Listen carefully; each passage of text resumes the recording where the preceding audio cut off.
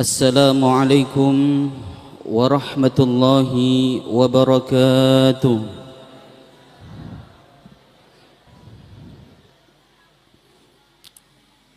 Sampun ngantuk, Bu? Dereng. Luwe nggih. Sami kula nggih luwe, Bu. Alhamdulillahi rabbil alamin. وأفضل الصلاة وأتم التسليم على حبيبنا وسيدنا محمد وعلى آله وصحبه أجمعين. قالوا سبحانك لا علم لنا إلا ما علمتنا إنك أنت العليم الحكيم. اللهم انشر نفحات الرضوان عليه وأمدنا بالأسرار التي أودعتها لديه. Yang sangat kami muliakan para habaib, para masyayikh, para kiai, para a'immatul khususiyah, para sesepuh bini sepuh, نخص بالذكر سيدنا الحبيب سالم بهارون وسيدنا الحبيب مصطفى الهدار وسيدنا الحبيب محمد العطاس.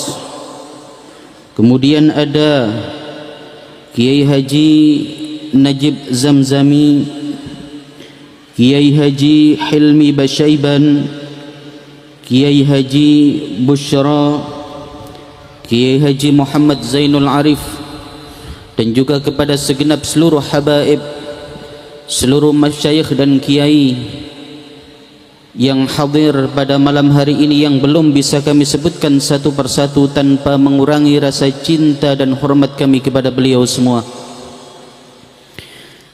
Yang sangat kami muliakan keluarga besar min hadratus Syekh Kiai Haji Muhammad Uthman Al-Ishaqi, juga yang sangat kami muliakan keluarga besar min syekhina wa murabbi arwahina Kiai Haji Ahmad Asrari Al-Ishaqi.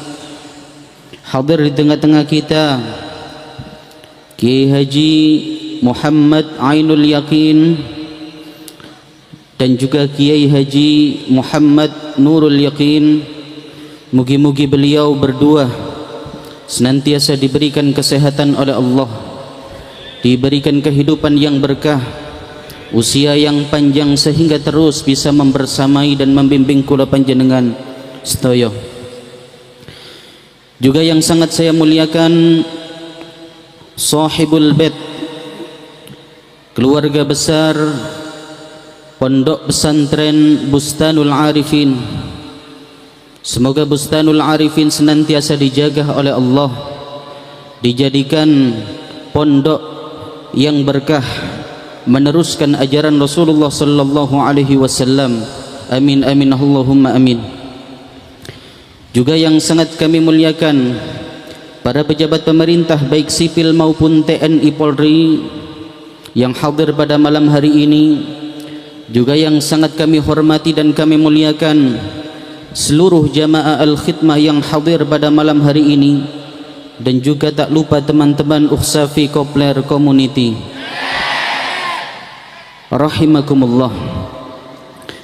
Alhamdulillah, kita bersyukur kepada Allah Subhanahu wa taala atas anugerah nikmat yang Allah berikan kepada kita semua, terutama nikmat iman, nikmat Islam, nikmat kesehatan dan kesempatan, khususnya nikmat mahabbah kepada baginda Nabi Muhammad sallallahu alaihi wasallam, nikmat mahabbah kepada para wali-wali Allah, khususan Sultanul Awliya Sayyiduna Syekh Abdul Qadir Al-Jilani, nikmat mahabbah kepada hadratus Syekh Haji Muhammad Uthman Al-Ishaqi, dan nikmat mahabbah kepada hadratus Syekh Haji Ahmad Asrari Al-Ishaqi, sehingga pada malam hari ini kula panjenengan sedaya dikumpulkan dalam sebuah majlis yang insya-Allah penuh dengan cucuran rahmat dan berkah dari Allah.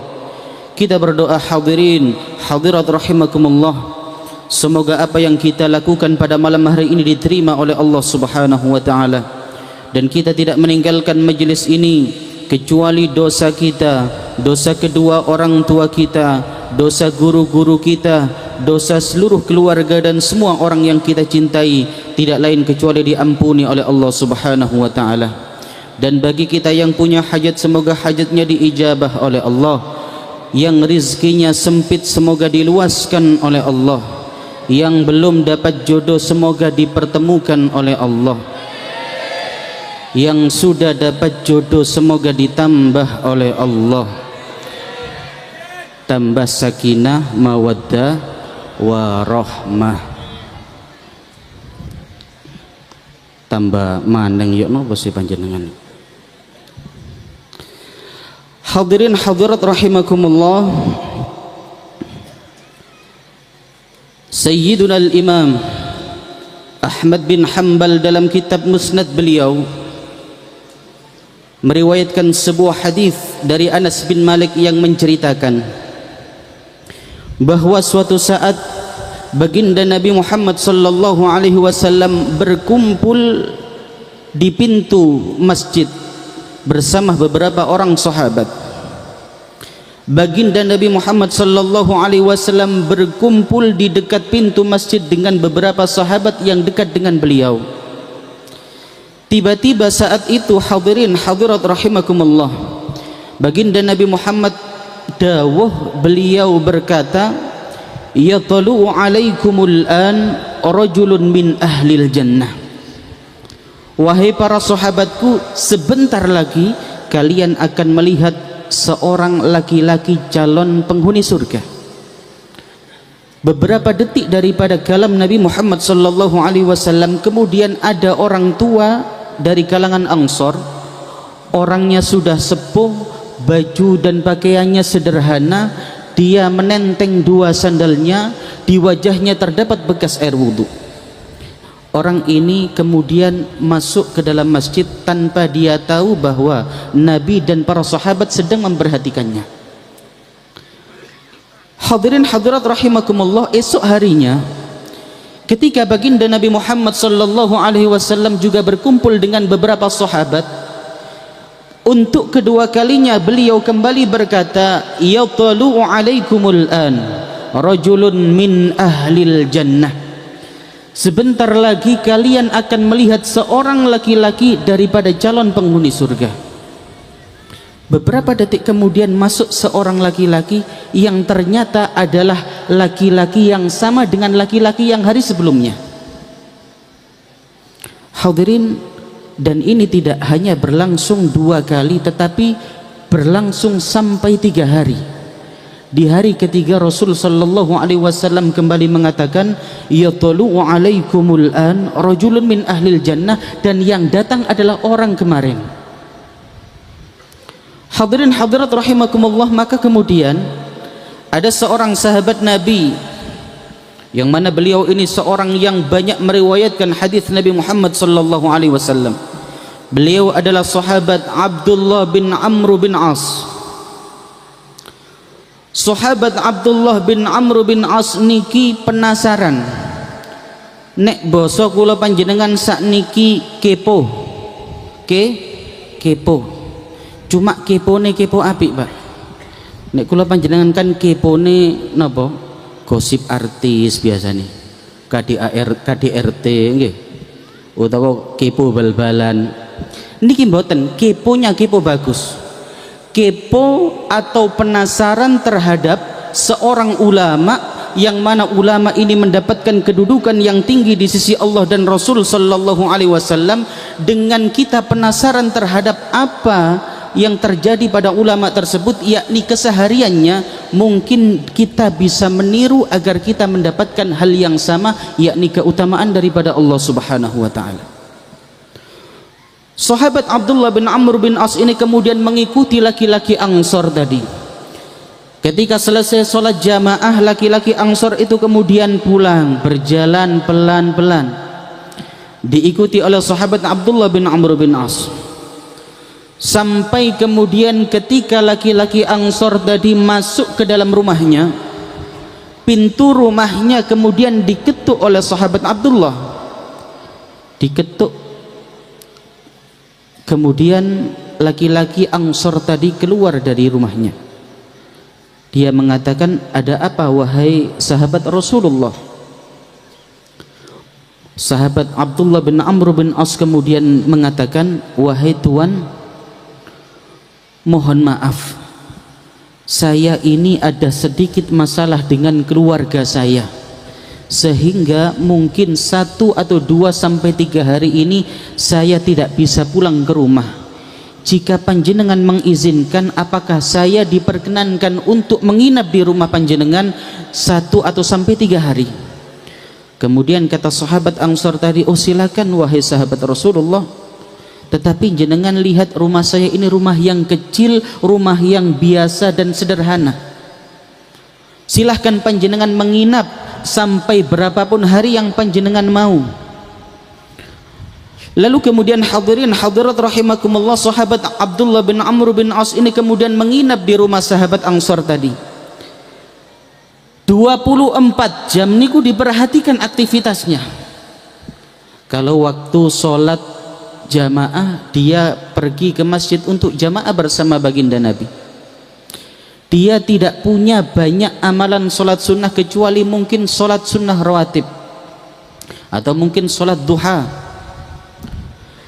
Kemudian ketika malam hari diperhatikan, laki-laki Ansor tadi juga bukan merupakan orang yang ahli tahajud sampai satu malam bisa ribuan orang, ribuan rakaat, boten.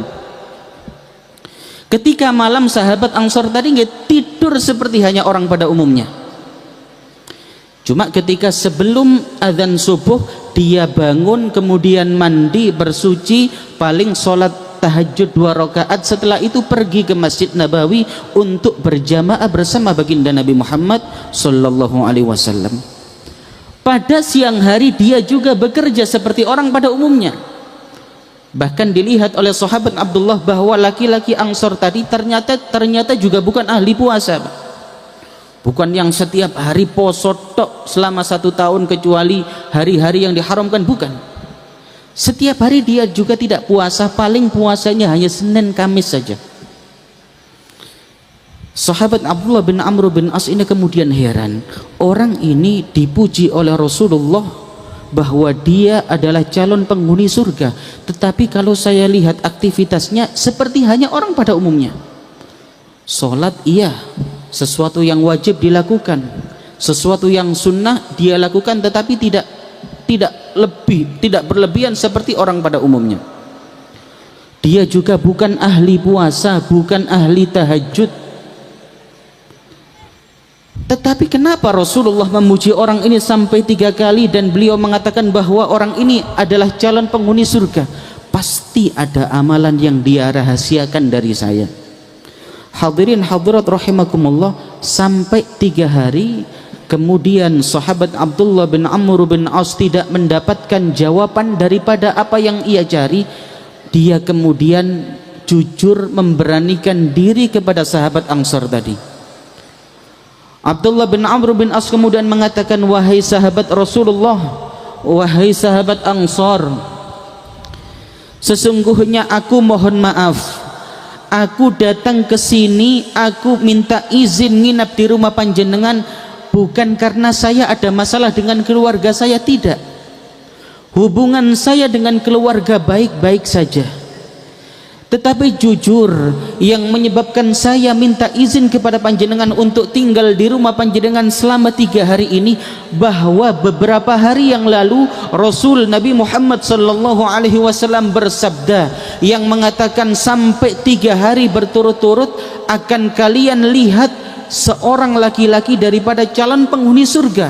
Setelah Rasulullah sallallahu alaihi wasallam mengatakan demikian, tiba-tiba panjenengan yang masuk. Dan ini berlangsung sampai 3 hari.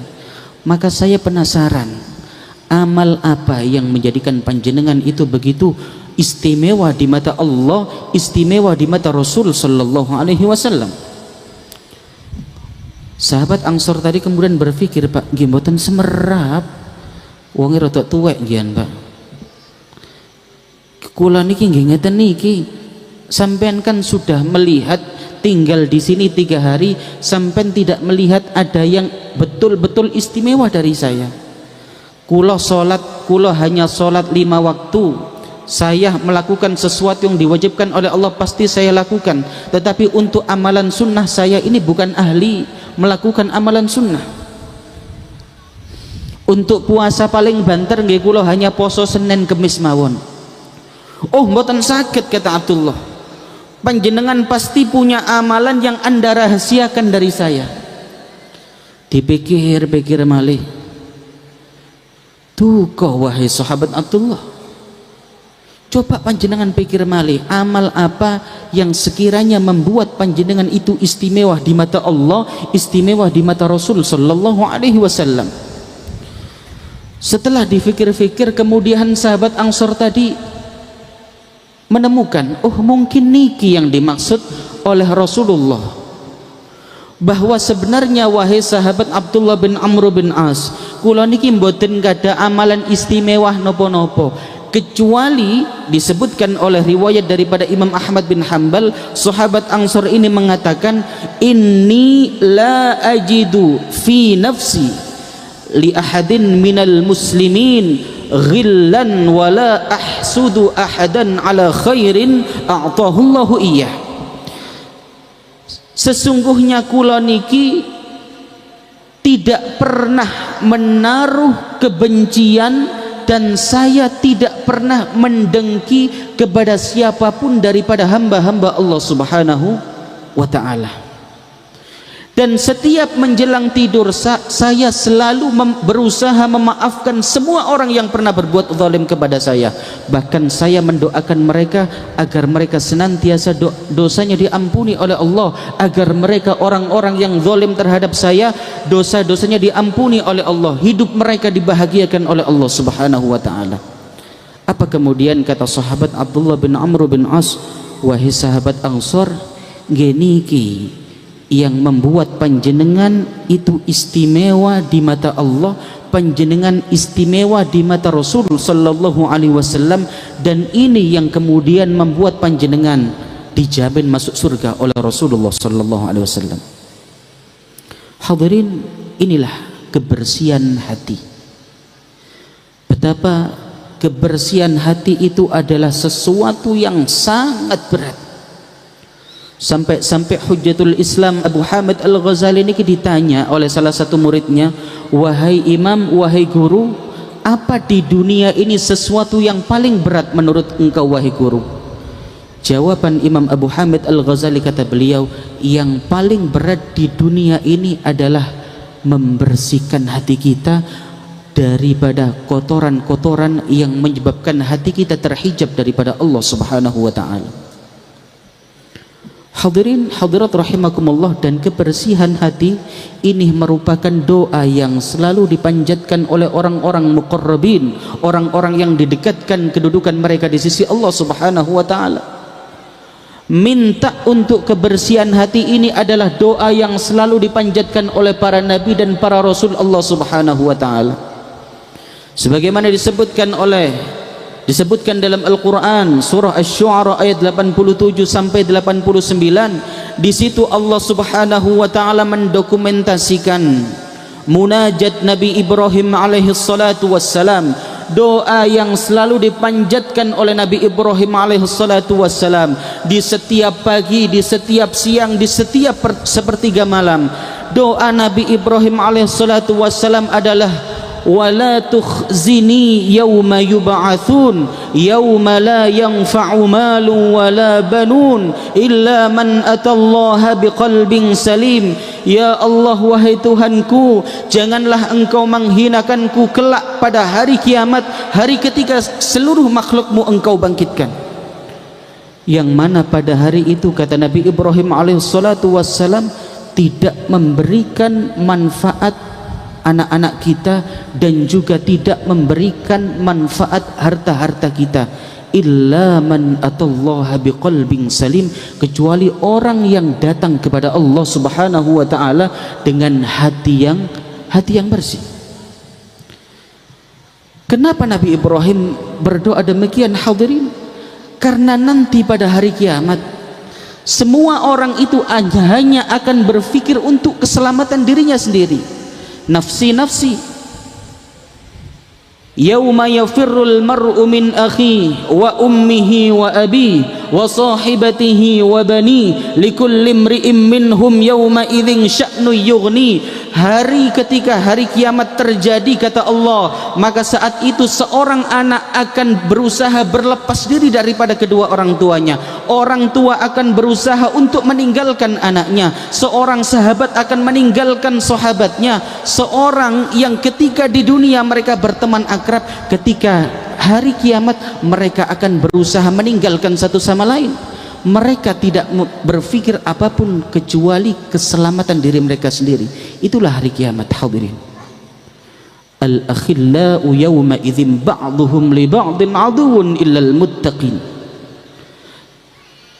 Bahwa pada hari kiamat orang-orang yang di dunia itu akrab, orang-orang yang di dunia itu bersahabat, meskipun itu antara suami dengan istri, istri dengan suami, orang tua dengan anak, anak dengan sesama saudara, maka ketika hubungan mereka di dunia tidak didasarkan atas keimanan kepada Allah, ketakwaan kepada Allah, kecintaan kepada Rasul sallallahu alaihi wasallam, ketika tidak didasarkan atas itu, maka kelak pada hari kiamat mereka akan bermusuhan satu sama lain.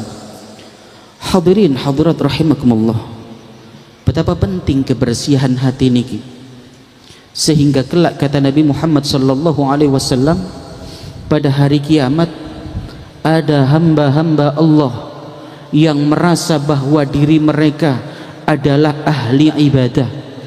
Ada sebagian daripada hamba-hamba Allah yang merasa bahwa ketika di dunia mereka ahli salat. Ada hamba-hamba Allah yang merasa bahwa ketika di dunia mereka ahli sedekah, ahli puasa, ahli haji, ahli ibadah-ibadah lainnya. Ketika nanti pada hari akhirat banyak di antara mereka yang bangkrut, kata Nabi Muhammad sallallahu alaihi wasallam.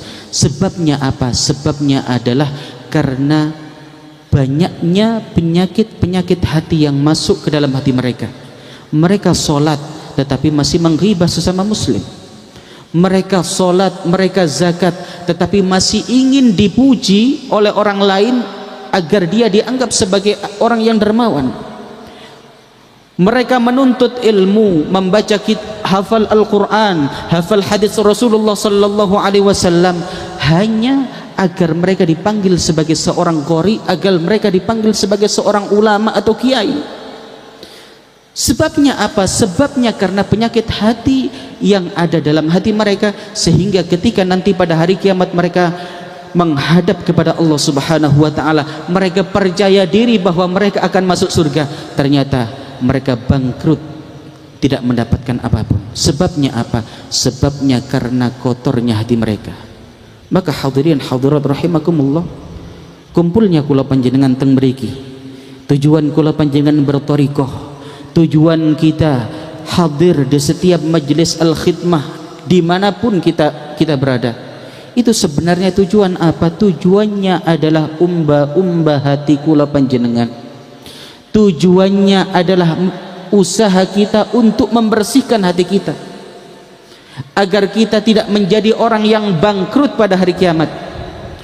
Tujuan kita ikut al-khidmah ini agar kita termasuk di antara orang-orang yang diberikan kemudahan oleh Allah untuk bisa membersihkan hati, untuk bisa mengikuti ajaran daripada Nabi Muhammad sallallahu alaihi wasallam yang memerintahkan umatnya untuk berusaha menghindar daripada penyakit hati.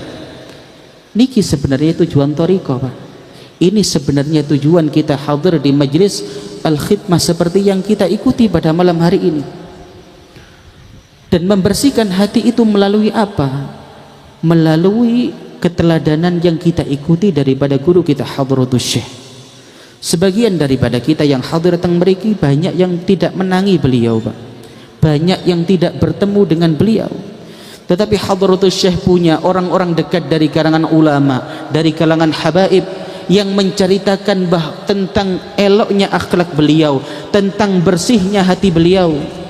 Bahkan sebagaimana yang kami dengar menjelang Hadratus Syekh Kapendut, beliau pernah berkata, sesungguhnya di hatiku tidak ada kebencian kepada siapapun, dan hatiku dipenuhi cinta kepada siapapun daripada umat Nabi Muhammad sallallahu alaihi wasallam. Itu guru kita, itu Hadratus Syekh, Pak. Dan cara untuk membersihkan hati kita yang kedua adalah bahwa kula panjenengan niki orang yang lemah, orang yang apes. Kadang kita mendengar ceramah tetapi belum bisa mengamalkan. Kadang kula panjenengan mendengarkan mau'idhah tentang kebersihan hati masih belum bisa mengamalkan. Maka cara yang kedua agar kula panjenengan dianugerahi oleh Allah kebersihan hati adalah dengan mengharap keberkahan daripada wali-wali Allah, dengan mengharap keberkahan daripada Sultanul Aulia Sayyidina Syekh Abdul Qadir Al-Jilani, dengan mengharapkan barakah daripada guru kita Hadratus Syekh Kiai Haji Ahmad Asrori Al-Ishaqi, dengan mengharapkan doa daripada para ulama, para kiai yang setiap doa di Majlis Al-Khidmah pasti di antara salah satu bagian doanya adalah minta agar hati kita dibersihkan oleh Allah, minta agar hati kita dihindarkan daripada penyakit hati. Dengan demikian kula panjenengan berharap hadirin hadirat rahimakumullah, semoga hadirnya kula panjenengan di Majlis Al-Khidmah, keikutsertaan kula panjenengan di bawah naungan Thariqah Qadiriyah wa Naqsabandiyah, baik sebagai muridin, mu'taqidin atau muhibbin, semoga itu semua menjadi sebab sarana Allah Subhanahu wa taala membersihkan hati kula panjenengan dengan keberkahan daripada wali-wali Allah. Semoga kula panjenengan dijaga oleh Allah daripada penyakit hati, yang mana penyakit hati ini ketika tidak hilang dari diri kita akan bisa menyebabkan kula panjenengan nanti bangkrut pada hari kiamat. Hadirin hadirat rahimakumullah, kita berdoa kepada Allah Subhanahu wa taala, semoga Allah Subhanahu wa taala menjaga kita, menjaga hati kita, menjaga hati keluarga kita, menjaga hati semua orang yang kita cintai, dan menjaga hati seluruh jamaah Al-Khidmah agar hatinya dibersihkan oleh Allah, diberikan hati yang putih seperti para wali-wali Allah, diberikan hati yang putih seperti Nabi Muhammad sallallahu alaihi wasallam. Dan kita berdoa kepada Allah, semoga Allah Subhanahu wa taala menjadikan kula panjenengan hamba-hamba yang istiqamah, istiqamah dalam ketaatan kepada Allah, istiqamah dalam cinta kita kepada Rasul sallallahu alaihi wasallam. Dan kita berharap nanti pada hari kiamat kula panjenengan dibangkitkan oleh Allah Subhanahu wa taala, kula panjenengan berada di belakang Nabi Muhammad sallallahu alaihi wasallam. Kita berkumpul dengan guru kita Hadratus Syekh Kiai Haji Ahmad Asrori Al-Ishaqi. Amin amin Allahumma amin. Cekap semanten napa ingkang saged kawula aturaken, ihdinas siratal mustaqim, waffaqanallahu wa iyyakum ajma'in. Wassalamu alaikum warahmatullahi wabarakatuh.